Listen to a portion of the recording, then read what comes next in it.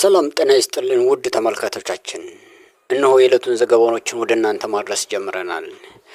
ኢትዮጵያ 90ኛ ዓመት የአየር ኃይል ምስረታን አከበረች። በዚህ የበዓል ስነ ስርዓት ላይ የተለያዩ የውጭ እንግዶች የተገኙ ሲሆን የኢትዮጵያው ጠቅላይ ሚኒስትርና የኢትዮጵያ የአየር ኃይል ዋና አዛዥ ይልማ መርዳሳም ተገኝተዋል። በዚህ የበዓል ስነ ስርዓት ላይ የተለያዩ የውጭ ሀገራት የጦር አታሼዎች የተገኙ ሲሆን በበዓሉ ላይም የተለያዩ የአየር ትርኢቶች ተከናውነዋል። በዚህም መሰረት በአየር ትርኢት ላይ ከታዩት ዋና ዋና የጦር አውሮፕላኖች መካከል ራሽያን ጨምሮ ብዙ ሀገሮች የሚመኩበት የሱ-23 የአየር ጀት በትርኢቱ ላይ ታይቷል። የአሜሪካው ፕሬዝዳንት ዶናልድ ትራምፕ የጦር መርከቦቻቸውን ወደ ኢራን አቅጣጫ እንዲያቀኑ ትዕዛዝ መስጠታቸው ተነገረ። ፕሬዝዳንቱ ይህን ያሉት ዋናው ምክንያት አስፈላጊ ከሆነ በማለት በርካታ የጦር መርከቦቻቸውን ወደዚህ አቅጣጫ እንዲያመሩ ትዕዛዝ ሰጥተዋል። ምንም ነገር እንዳይከሰት ነው በማለት የገለጹ ሲሆን ምናልባት አንዳንድ ነገሮች የሚፈጠሩ ከሆነ በጣም በቅርበት ነው እየተከታተልናቸው ያለ ነው ሲሉ ተናግረዋል። ትኩረታቸውን ኢራን ላይ መሆኑንም ዶናልድ ትራምፕ ተናግረዋል። የተለያዩ ሀገራት የአየር በረራዎችን ወደ መካከለኛው ምስራቅ እንዳይደረጉ አደረጉ።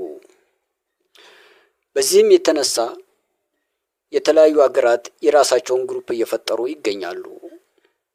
ይህም ውጥረትን በቀጠናው ላይ አንግሷል። በዚህም መሰረት በአሁኑ ወቅት በመካከለኛው ምስራቅ ያለውን የጸጥታ ሁኔታ ተከትሎ የተለያዩ የአየር መንገድ በረራዎች ማቋረጣቸውን የመገናኛ ብዙኃን እየዘገቡ ይገኛሉ። በዚህ መሰረት ሆላንድ አየር መንገድ ከኤልኤም ወደ እስራኤል፣ ሳውዲ አረቢያና የተባበሩት አረብ ኤሚሬት የሚያደርጋቸውን የሌሊት በረራዎች መሰረዙን አስታውቋል። ኤር ፍራንስ ወደ ተባበሩት አረብ ኤሚሬት የሚያደርጋቸውን የሌሊት በረራዎችን በድንገት መሰረዙን አስታወቀ። ብሪቲሽ ኤርዌይስ በተመሳሳይ መንገድ ወደ ተባበሩት አረብ ኤሚሬት የሚደረጉ የሌሊት በረራዎችን ሰርዟል። ስዊዝ ኤርላይንስ ዛሬ ምሽት ወደ እስራኤል የሚደረጉ በረራዎችን እንዲሁ መሰረዙን አስታውቋል። ዩናይትድ ኤርላይንስ እና ካናዳ ኤርላይንስ ወደ እስራኤልና መካከለኛው ምስራቅ የሚያደርጓቸውን በረራዎች መሰረዛቸውን አስታወቁ። በዚህም መሰረት የተለያዩ የዜና አውታሮች ቀጠናው መነጋገሪያና አስፈሪ የሆነ መምጣቱን አስታውቀዋል። በቅርቡ መመስረቱን ይፋ ያደረገው የአማራ ፋኖ ብሔራዊ ንቅናቄ ዋና ወታደራዊ አዛዥ ብርጋዴር ጀነራል ተፈራ ማሞ ከኢትዮ ኒውስ ጋዜጠኞች ጋር ሰፊ ቃለ መጠይቅ አድርገዋል።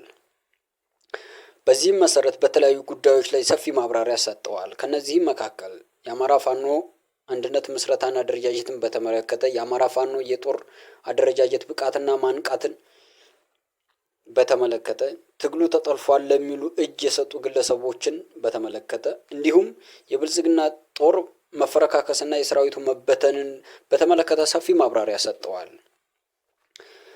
ከዚህም በተጨማሪ አብይ አህመድ በጀነራሎቹ ተስፋ ቆርጦ በኢየሱስና ድሮኖች መምረጡን፣ የባጫ ደበሌ የሽምቅ ውጊያ ሀሳብን በተመለከተ፣ የትግራይ የኤርትራና ሌሎች ኃይሎችን ግንኙነት በተመለከተ ሰፊ ማብራሪያ ከጋዜጠኞች ጋር ሰጥተዋል።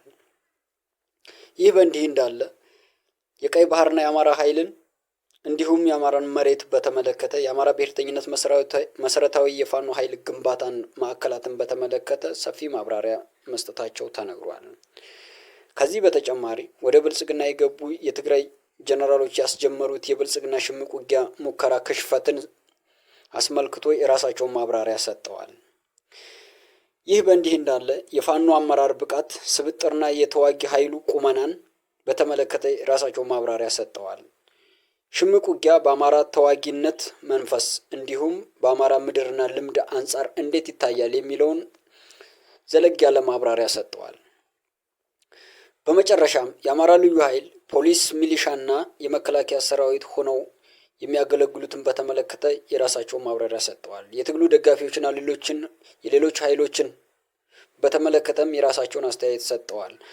ይህ ቃለ መጠይቅ በኢትዮጵያ ሰዓት አቆጣጠር 12 ሰዓት ተኩል የሚተላለፍ መሆኑን የኢትዮ ኒውስ ጋዜጠኞች ይፋ አድርገዋል።